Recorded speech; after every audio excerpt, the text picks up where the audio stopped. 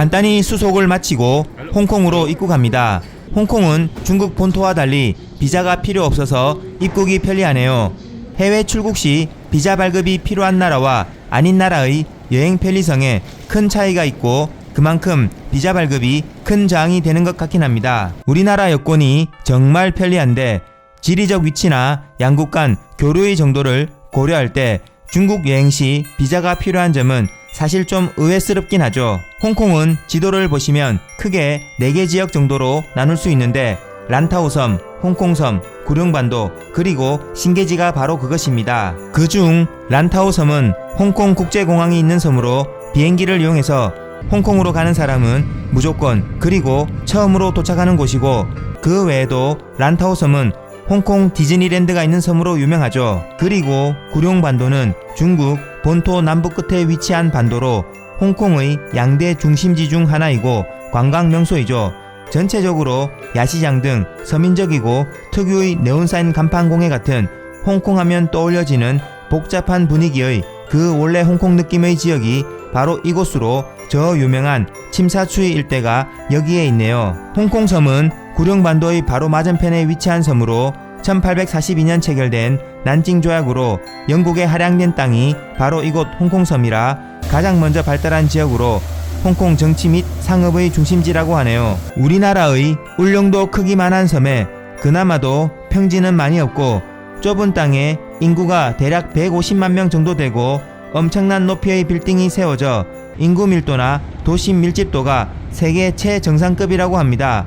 침사추이 등 구룡반도 일부 지역과 함께 홍콩을 대표하는 지역이죠. 센트럴이나 상완 등의 번화가도 있고 피크타워나 피크트램 등 볼거리와 관광지가 제법 있나 봅니다. 실제 홍콩을 짧게 여행하는 사람들의 대부분은 거의 구룡반도의 침사추이 지역과 홍콩섬의 일부 지역, 주로 북부 지역을 둘러보고 애들이 있는 가족 단위 여행객들은 디즈니랜드 정도 추가하나 봅니다. 신계지는 구룡반도의 위쪽으로 중국 본토의 심천과 붙어 있고 홍콩인들의 주거지역이나 인프라 공급지 등으로 사용된다고 합니다.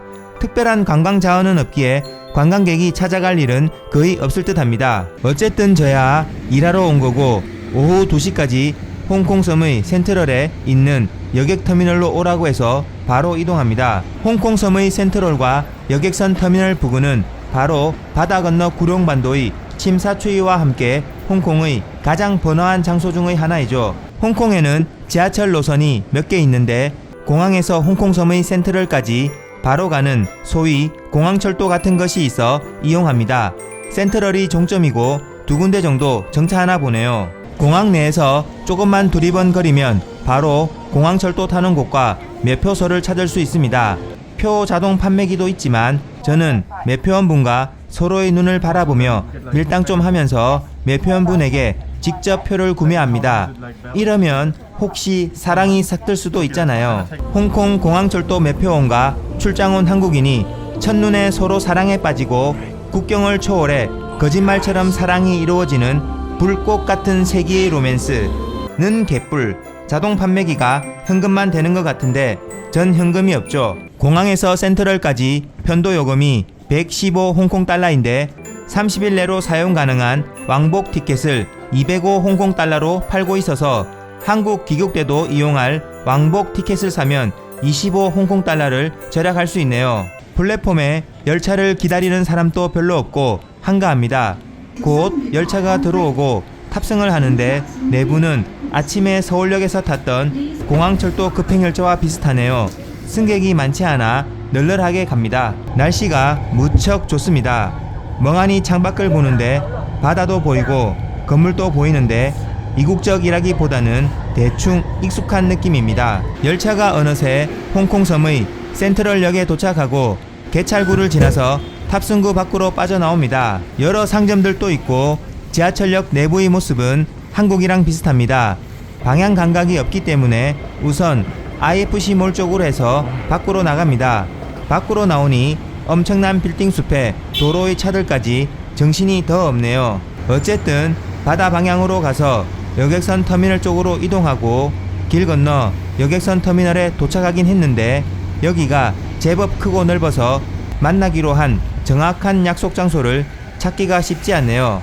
이리저리 헤매는 와중에 저기 맞은편에 보이는 구룡반도 침사추이 부근의 높은 건물이며 멋진 모습이 눈에 확 들어옵니다. 여러 차례 확인 후 이쪽 번화한 곳의 여객선 터미널이 아니라 저쪽 끝단의 약간 외진 접안 시설이 있는 곳으로 확인되어 찾아가고 마침내 홍콩섬 뒤편의 해상에 투묘 대기 중인 선박으로 저를 데려다 줄 통선이 접안되어 있는 장소를 찾아오고 함께 선박으로 갈 사람도 만났는데 너무 늦지 않게 찾아서 다행스럽고 안도감이 듭니다. 선박으로 갈 사람들이 다 모였으니 통선을 타고 바로 투묘 대기 중인 선박으로 출발합니다.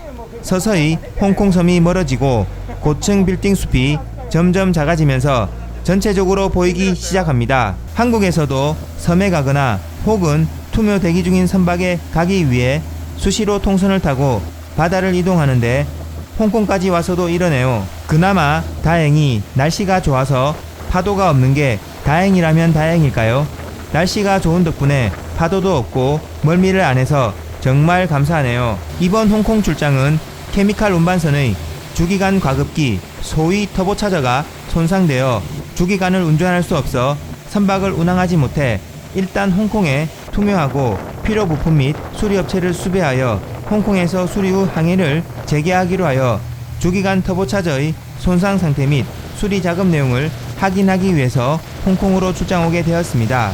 홍콩섬을 크게 뒤로 돌아 석탄 발전소의 석탄배 접안 부두도 지나고 여러 작은 섬들을 지나서 대략 1시간 30분 정도 이동했을까요?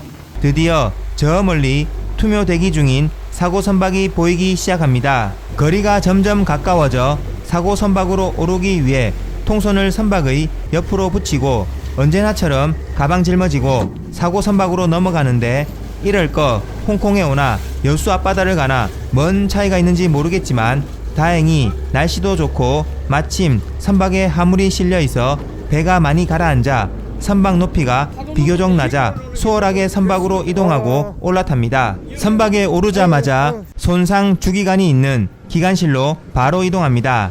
선박의 기관실은 언제나 모험과 신비가 가득하죠. 역시 기관실 문을 열고 안으로 들어서자마자 엄청난 기계 경음과 기름 냄새와 각종 소음과 특유의 차가움이 저를 반겨줍니다. 기관실의 이런 분위기는 적응은 여전히 어렵지만 익숙하긴 하네요.